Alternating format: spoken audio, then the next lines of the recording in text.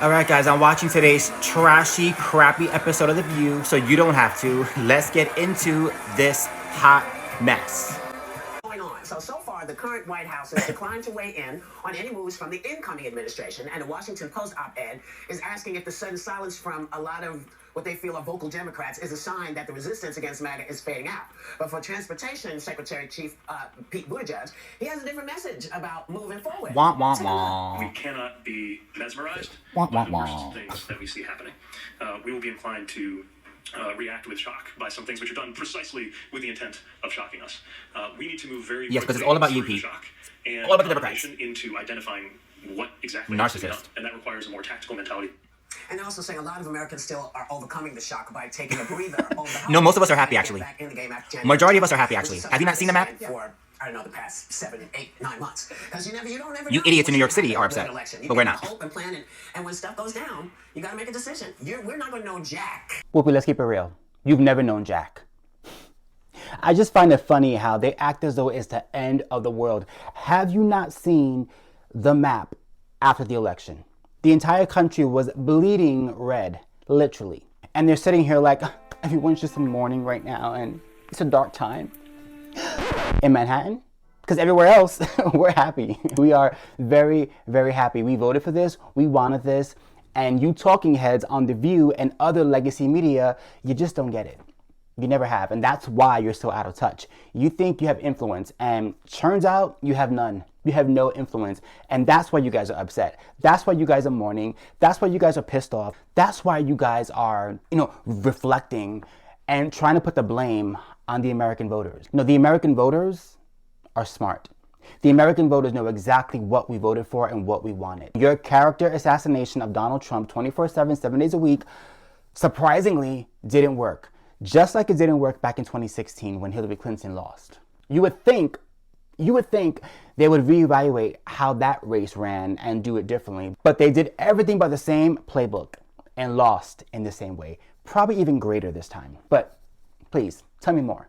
Oh, look, it's Kamala's best friend. Different than 2016. In 2016, at this time, the Women's March was being planned. That began getting planned the election night, and it began with a Facebook post of a housewife in Hawaii, and it turned into millions of women marching With the kitty cat hats? The day after. Because that was so effective.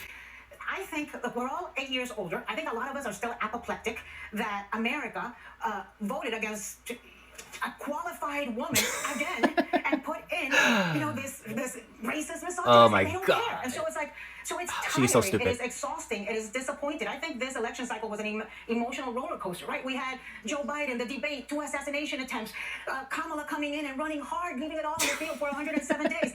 And we thought she This was narrative gonna is so do funny. what Hillary in 2016, and she didn't. So I think people are exhausted. I think they're looking at, taking care of themselves before they take care of Anna, go shave your head, okay? Shave your head and find a safe space. My mental health has got to be in a good place. My physical health has got to be in a good place. That doesn't mean we're going to tune out for 4 years, but it means we're going to take some bubble baths for a little bit. Yeah.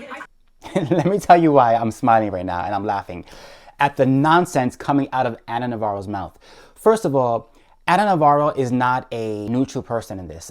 None of them are on the show, obviously, right? It's The View, but only one view is allowed. But for Anna Navarro to pretend as though she's just this neutral news journalist, or whatever the hell you want to call her, giving her opinion based on what's happening, as if she's not affected by her personal relationships with people that she's talking about.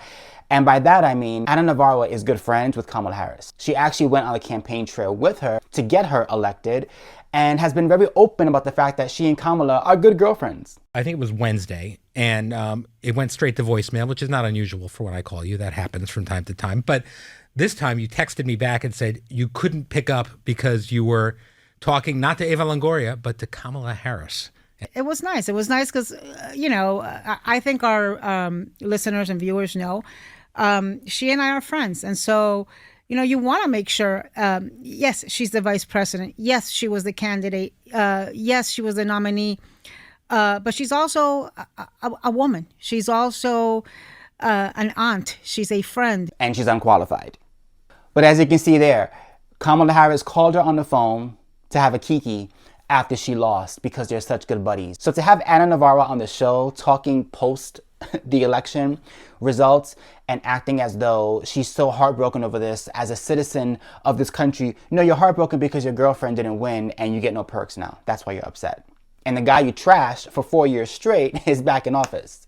Oops, that's why you're upset. And again, this narrative that Americans are so upset, we all need bubble baths because we're just hurting so much. You're hurting. People on the left in your echo chamber, okay, in that high tax bracket of Democrat society, you guys are hurting. Okay, you celebrities, you're hurting. American people, we're not hurting. We're happy. Because we're tired of the garbage. We're tired of our border being a mess. We're tired of inflation going up and you guys telling us, no, it's perfectly fine. It's fine. We're tired of the woke garbage. Notice she said, Kamala Harris is a woman. Is she? Did she affirm that? Because nowadays, your party can't even decide what a woman is. Oh, I'm sorry, Anna's a Republican. Yeah, and I'm Helen Keller. I can't see nothing. A couple of articles over the weekend about how black women in particular were dealing with this because we know that 9 out of 10 black women voted for Kamala Harris and that historically black women are sort of the backbone of the Democratic Party. Yeah, and why? So 92% of black women voted for Kamala Get Harris. off the plantation. 92% of black women very disappointed and feeling some of the things that you are feeling. So I think people are taking a moment to take care of themselves. Self-care is really big. I think they're also reevaluating how they want to engage in this democracy. She's a friend of mine. It's a republic. Natasha Brown is also the co-founder of the national voting rights group Black Voters Matter. And while a lot of people said that Stacey Abrams was sort of the architect of Georgia going blue, it was actually Latasha Brown. They went red this time. Stacey Abrams has admitted that. And Latasha said this weekend, America is going to have to save herself. She said, people can rely on black women to lead change, but the next 4 years will look different. That's not a Herculean task. That's for us. We don't want that title. I have no goals to be a martyr for a nation that cares nothing about me. And I think a lot of... Nobody asked you to be a martyr. Like the complete narcissism of that comment. I'm not going to be a martyr any longer for this country that doesn't care about me. Ma'am, nobody asked you to be a martyr. Now, if you want to be a victim your entire life and think you're fighting for a cause to help your victimhood issues, that's on you. The rest of us don't care about that. We don't care about your race. We don't care about your sex.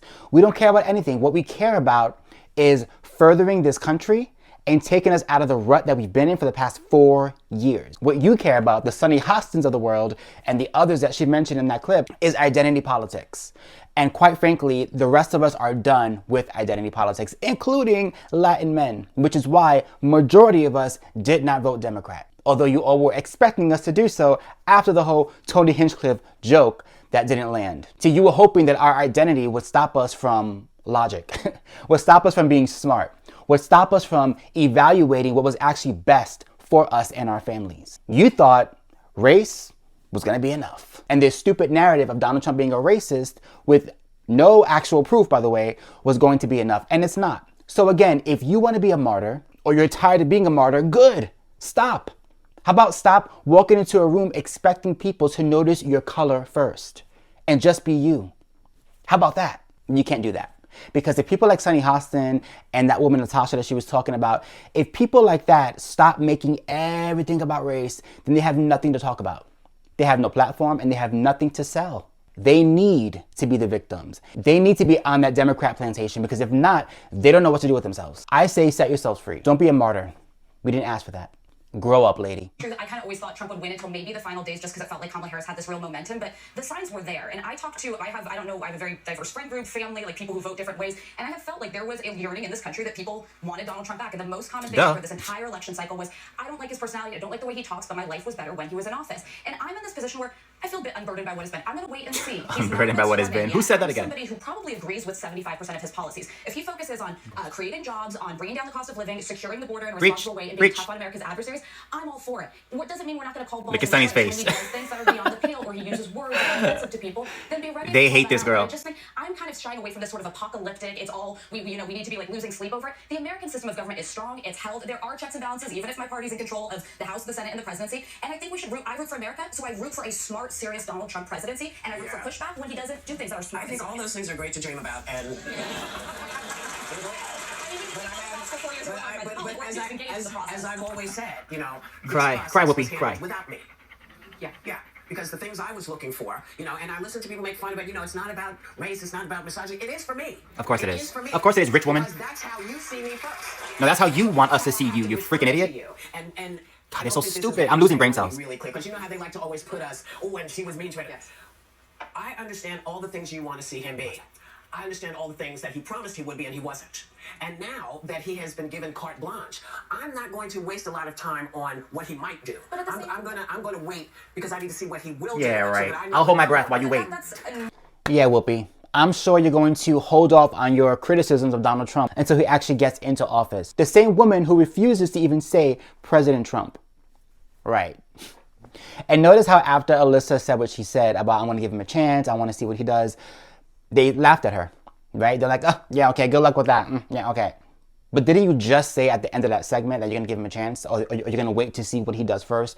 But yet when somebody is actually optimistic about what he could possibly do policy-wise, you're rolling your eyes and laughing at her.